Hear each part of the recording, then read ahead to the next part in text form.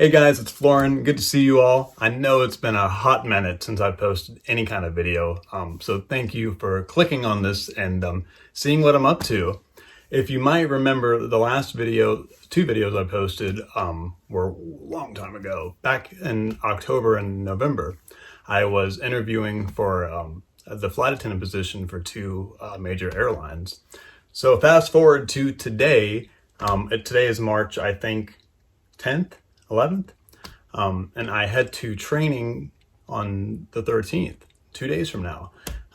So I'm very excited, very nervous, quite anxious, but I'm ready to get this started. But I wanted to kind of create a channel reboot. I want to use this channel now to kind of document my own personal journey entering this flight attendant lifestyle. So during training, I'm obviously not going to post really much of anything because it's not allowed, and I don't want to jeopardize anything through this process. So I'll document some stuff that's allowed, but then after training's over, I'll come back on here and share with you all how my experience went. Training is 6 weeks long. It's going to probably go by really fast. And to be honest, I'm not quite nervous at all really about the training portion. I'm more so nervous about, I think, the memorization of different aircrafts, going through drills and, stuff like that every trainee is concerned and worried about. But I'm not going to psych myself out or anything. I'm just going to take it day by day. That's what everybody says. So if you have gone through training before, whether it's with a major U.S. airline, any airline in the U.S. or international, drop some tips down below for your boy. Give me some training tips. I'll definitely read all of them and get back to you. So the purpose of this actual video is I wanted to give some tips and advice to people who were interested in applying to become a flight attendant. I have been applying to the airlines for about 5 years now. That gives you an idea of how competitive it is to finally get in. But I don't know, some people get lucky. They get in on their first try, which God bless you. I think that's incredible. But for me, I was not that lucky. I did apply. Part of the issue was I think I put all my eggs in one basket. I can tell you because I'm not going to be employed by them.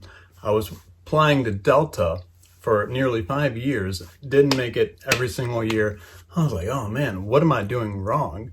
The world may never know. So last year, I decided to apply to the airline I'm going to training now. And I was like, oh, well, let's give this one a shot. And funny enough, I got in. So that goes to show, and I think I've said this before on my TikTok, just because one airline didn't work out for you does not mean there is not another airline out there for you. And it's true. So just don't put all your eggs in one basket. And if you want to get in this industry, apply to as many airlines as possible, at least that you're interested in, right? And one of the next pieces of advice that I want to give you is if you are interested in becoming a flight attendant, make sure to check the passport requirements. Most U.S. airlines will require a valid U.S. passport or the eligibility to travel in and out of the United States freely. So it all depends on which airline you're applying to. But if you have less than 6 months validity on your passport, it might be a good time to go on and expedite your new passports because wait times I know are taking a long time. So make sure to get that passport up to date. All right, so you have applied to the airline, you have your passport. Now you just got an email inviting you to the virtual assessment. I've seen a lot of different types of assessments with these airlines recently, but majority of the time it's going to be a situational based assessment. They're going to ask you questions and they're going to ask you, how do you feel about this? How do you feel about that? Rate this 1 to 10. How would you handle this situation? Answer honestly, of course, but my only advice for this would be to stay consistent with your answers. If you're all over the place, that's not going to really look good for the computer. Because most of the time it's a computer-generated assessment. There are some airlines where I know, like Southwest, I believe, they actually manually look at all of the assessments from the beginning. So just stay consistent with your answers and, of course, be honest. So now you pass the virtual assessment and now you got invited by the airline to a virtual group interview. 2 thumbs up. That's pretty cool. And when you get to the virtual group interview, a couple little tips I want to give you. Make sure to follow the dress code. Typically, they will send you a list of what to wear beforehand, and go on and get in the habit of wearing everything all at once, including your pants, your bottoms, because, later on when you get to the face-to-face, you're going to have to go full out anyways. So you might as well go on and get started now and get used to it. Another piece of advice would be to please pay attention to what the recruiters tell you to do before you get to your virtual group interview. If they tell you to put your last name, spell it out fully, comma, and capital letter for your first name, please do that. I hear people say that doesn't matter, but I think it does, because it's showing that you can follow directions and you're paying attention. And that's really crucial to this whole process. And during the virtual group interview, smile.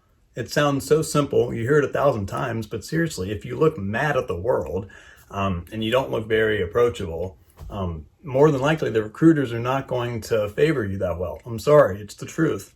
And more than likely as well, these recruiters sometimes are flight attendants themselves for that company. And they want to see, potentially who their future coworkers are going to be, right? Okay, so you made it past the virtual group interview. Hot dog. Now comes the serious part. Make sure you are ready to go for your face-to-face event. More likely you'll get an email telling you about your face-to-face, what to bring. Follow all that to a T. Your passport, all of your documents, your copies of your driver's licenses, copies of your passports.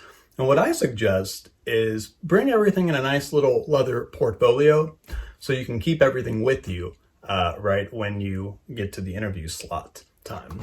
And that way you're not fumbling around your bag trying to find everything at the last minute. And if you all enjoy this kind of sit-down video, I can do another more in-depth video about the face-to-face process. Another tip is when you get to your face-to-face event, mingle, mingle, mingle. I'm an introvert, but I knew I needed to perform. And I'm not saying go in there and act fake and, not be yourself. No.